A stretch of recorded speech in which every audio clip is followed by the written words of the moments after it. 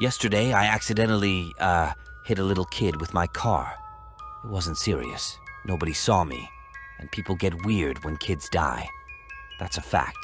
Like about a month ago, some kids in my neighborhood were playing hide and go seek, and one of them ended up in an abandoned refrigerator.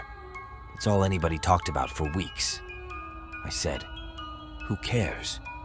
How many kids you know get to die a winner? Before I was even born, my great-grandmother threw herself in front of a bus.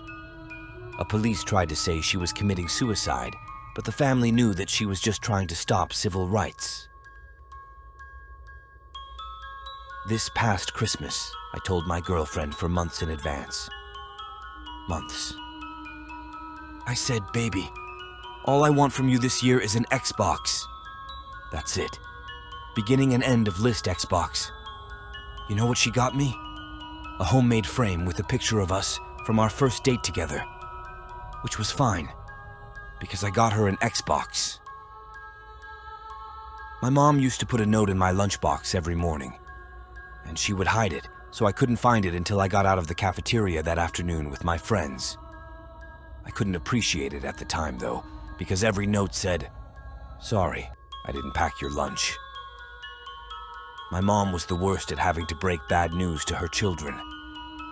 I remember I came home from school when they said, "Anthony, I don't know how to tell you this, but I've been having an affair and you can't tell Dad."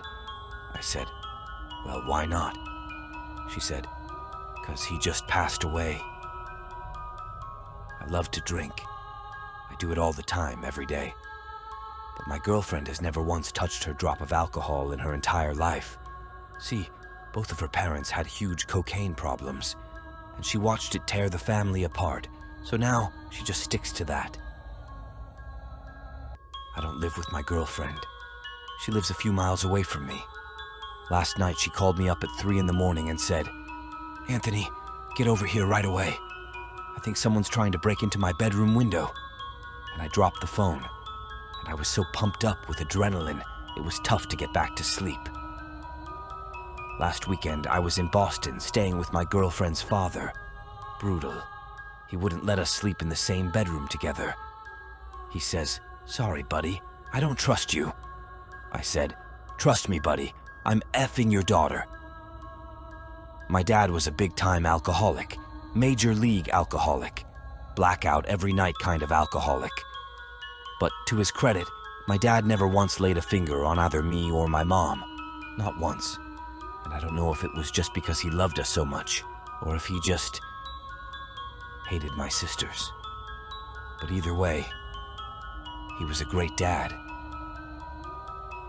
Do you remember a tough time for me? I was like 10 years old.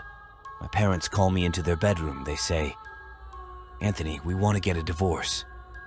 You have to decide which one of us you want to live with." And I was a 10-year-old kid. I didn't know any better. I just said, Dad, I want to live with Dad."